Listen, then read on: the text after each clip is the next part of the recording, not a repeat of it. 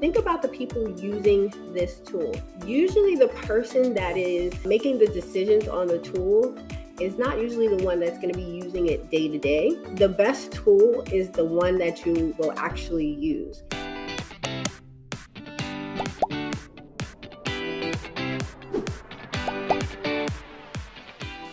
My name is Tanisha Halstead. I am here to help small business owners automate their repetitive tasks so that they too can save time and spend time doing more of the things that they love, whether that's with their family, their health, or just, living life. Now that you know what the CRM is, how do you go about implementing a CRM system? First step really is to define your business objectives and goals for the implementation.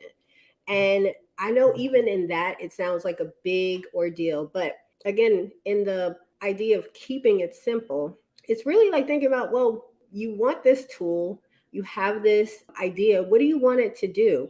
Do you want it because you want to be able to have a better process with following up with your clients? I think really understanding what suits your business needs helps in defining your process for implementation, because the first step really is defining that and then being able to fit that to a tool. And then next, you'll need to identify key stakeholders and get buy-in from them. And that sounds a little high level, but all that really means is the best tool is the one that you will actually use. Understanding that and then getting on the same page and of how the system meets the needs of not only yourself, but also the users, eases the transition when it comes to training and actually implementing use of your CRM. Next, we'll get into once you've understood what a CRM is, then you'll need to prepare to implement. Now, what you see on the screen is we're actually a Keep certified partner here at Virtually Centered Solutions. So that is typically the one we would recommend. Keep has a well-earned reputation for helping customers get off on the right foot. They offer a lot of training. And really, if you set aside a few hours up front just to figure out how to create that CRM strategy, it definitely pays off in the bigger insights or bigger value for your company down the road. We are considered a Keep certified partner here at Virtually Centered Solutions.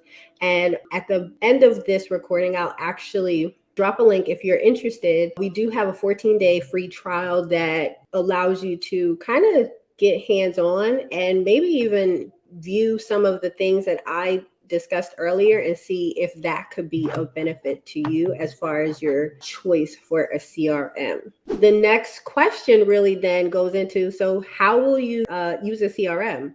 So the first step that I usually think about is what we talked about earlier, how it's processing your leads. Most companies, you're accepting leads from all kinds of sources. You could have had data from sources or leads from sources like spreadsheets, from online form that you had, or you could be using an email marketing tool already like ConvertKit or ActiveCampaign. And you decide now that you want to move officially into one central place. So what you want to do is then take action while it's still fresh. Like you want to develop a way to classify your leads. Like, is there something that qualifies them for you to follow up immediately? Is there something that triggers some type of nurturing for a while before they buy? Because I think that statistic says it takes someone like 7 to 10 times for them to engage with you or hear about your business before they actually buy your service. So think about that. Second, you want to get to know your customer values. One of the things that we think about with customer value, it goes back to that thought of a value journey. Like, so when your clients engage with you online, you want to learn about them. You want to learn about their buying habit. This will really help you analyze which customers are more profitable and prepare yourself to be surprised as you get to know your customers and the point of the value they are providing in the journey that you've created. It's not always customers that have the highest sales who are the most profitable, you really just want to think of what is the lifespan of this client with you. And from that, you're getting to know your customers and you're able to then provide resources, which in turn help you to increase your profit. Think of ways that you can connect with your customers again and again.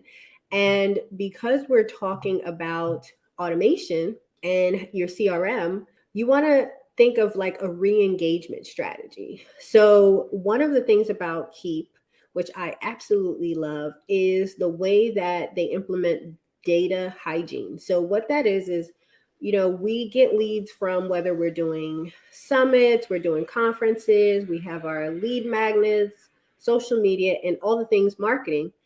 But over time, those lists need to be cleaned up. So they have features inside the CRM which allow you to clean out whether they've been inactive for a certain time period. And these are things you can set up that are matching to your business. But once you clean that up, you can then choose to say, if someone hasn't engaged with my content in, I don't know, maybe 4 weeks or even longer than that, what you can do is then have a nurture sequence that talks to them, that allows them to feel that, I haven't forgotten about you, and still providing them value, or sharing a resource with them because maybe, they're at a different season in life and this just gives you that opportunity. Now, I really hope that you found this helpful. I want to thank you again from Virtually Centered Solutions, and I hope that this was helpful again, and we will see you